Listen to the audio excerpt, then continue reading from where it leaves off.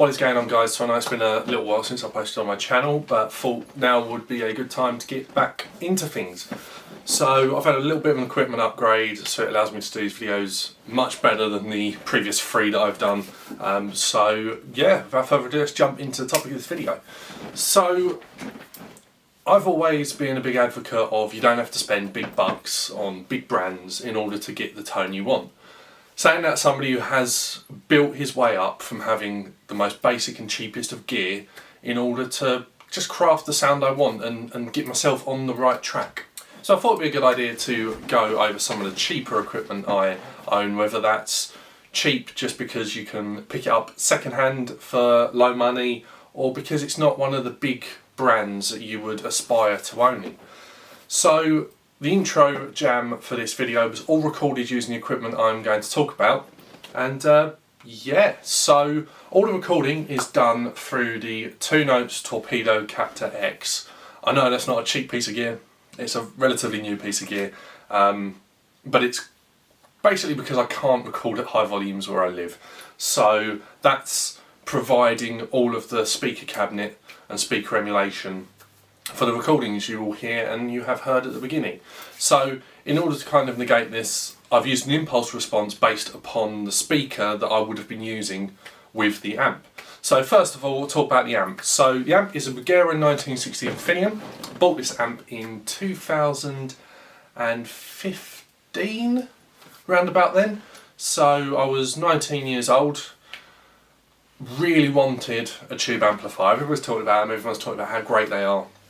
So for my birthday, I decided to save up a bit of money and spend it all on a 100 watt Plexi clone that I could not actually use in my bedroom.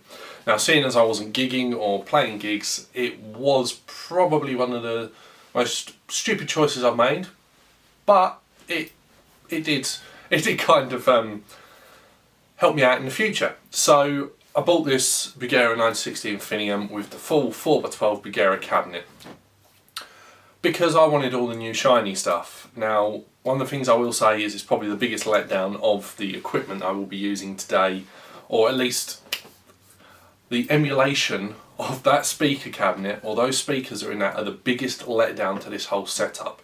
There's something about them, just low quality, they've got a fizziness to them which just does not sound good at all.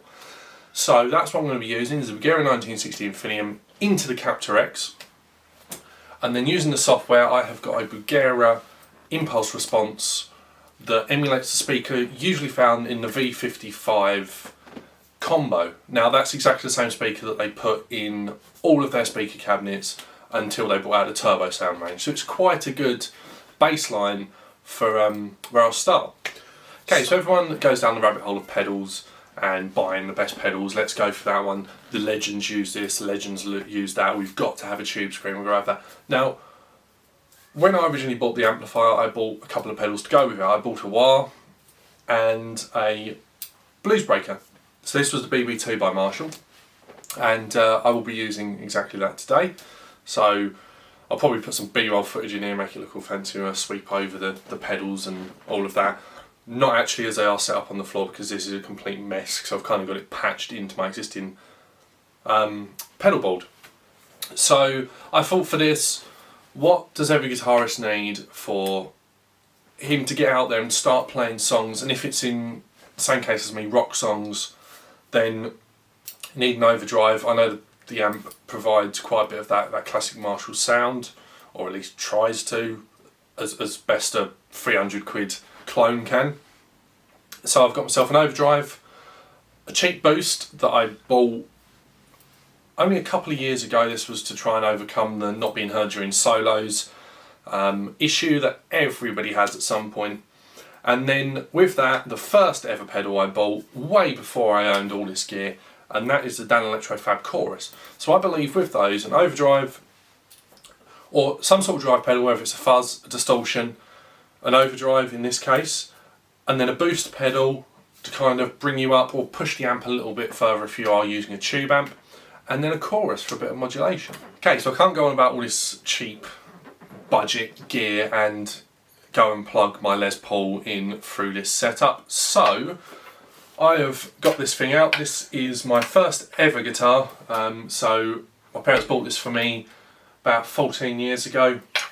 I have tried to relic it and it's had numerous upgrades, but basically it's a HSH configuration. Was originally a single coil guitar only. I've fitted a Floyd Rose to it at some point and a new neck, and then reverted back. So this is the original neck, original bridge, pretty much all of it except the electronics is the original body, neck, tuners, bridge, all of that. So this is what I'm going to be playing. Right, so what you're going to hear now is just the guitar straight through the amplifier, a little bit of reverb from the two notes, only because the reverb pedal I had that I was going to use plugged in and it's not working. So yeah, that was a good start. But anyway, here's the sound of just the guitar straight through.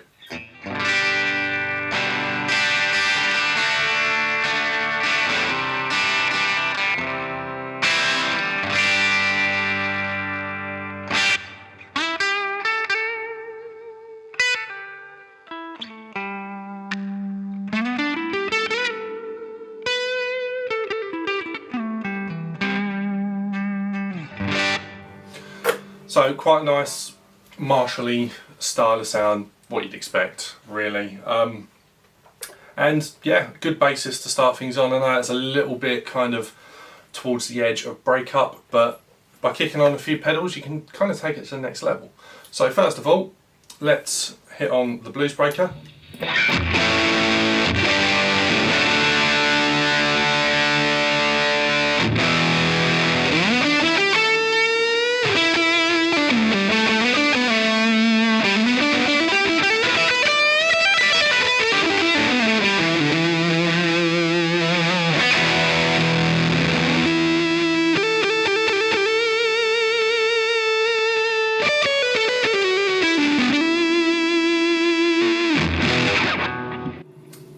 So automatically, there you go, there's your rock sound. There is your kind of lead, completely over the top gain. And yeah, I'm surprised with myself of how good that sounded. So next, let's just kick the boost on. So a little bit of gain on the boost, mainly being used to just push the amp.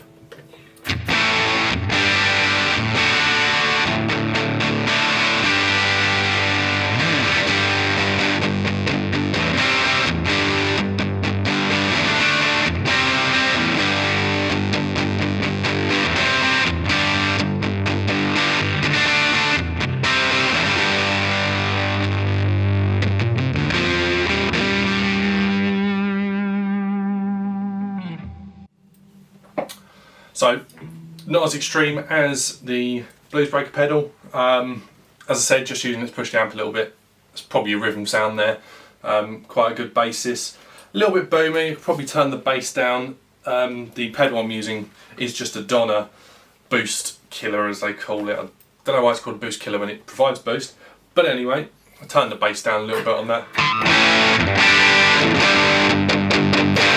That's better already. But yeah, so that's probably a good basis for rock sounds there. Now, getting on to the chorus. Now, I use this chorus for quite a lot of time. I do like the modulation provided by Chorus Pedal, and only recently upgraded to the Boss MD500 for my own rig. Apart from that, it was just the Fab Chorus that's being used. So.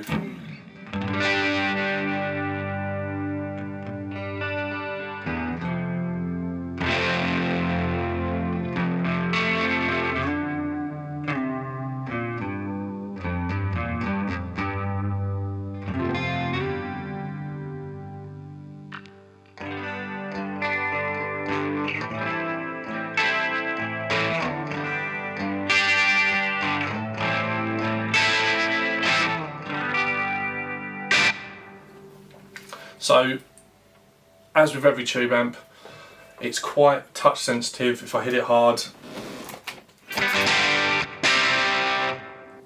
it does that pretty well. If I roll it off a little bit,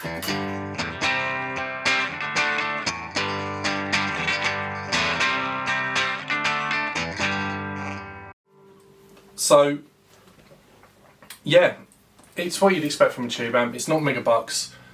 It's a good basis for a few pedals in front of it. But yeah, it's kind of, that was the point of this video, is I wanted to prove that you don't need to spend thousands of pounds on equipment in order to get a good, usable sound to go out and have fun.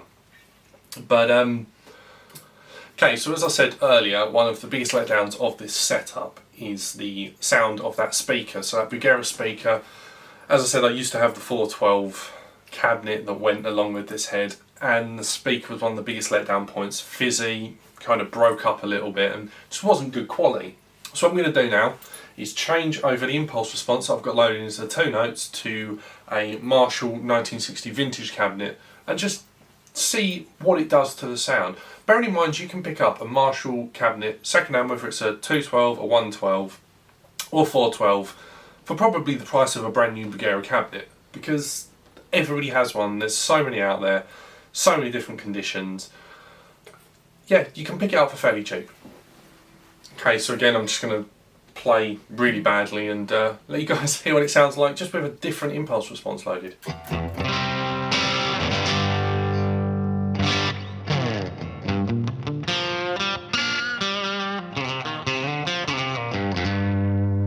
Now already that is a lot bassier, so what I'm going to do is just roll that down a little bit on the amplifier, presence up.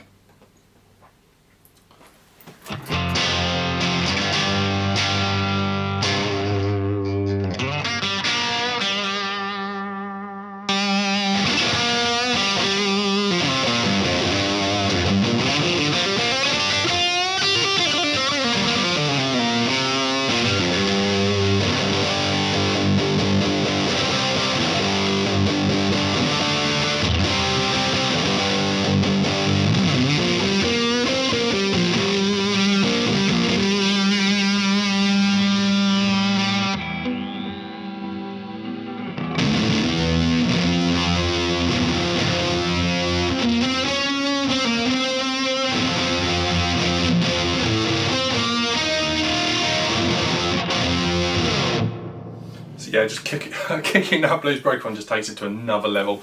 So again, that's probably a little bit too bassy.